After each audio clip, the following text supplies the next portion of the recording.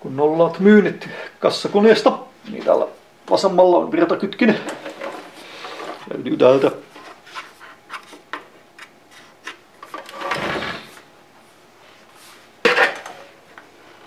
Virta pois.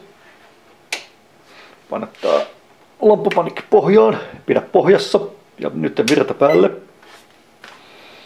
Vapautetaan lamppupanikki, kun tulee tää näyttö. Paina OK.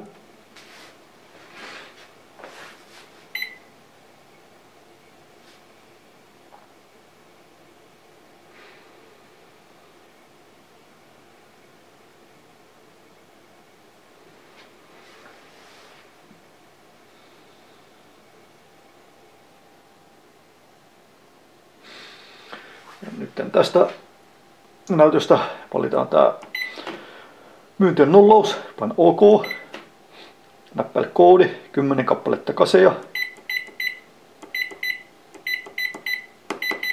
sitten paina OK. Eli tää toiminto nollaa kaikki vanhat myynnit kassakoneesta pois.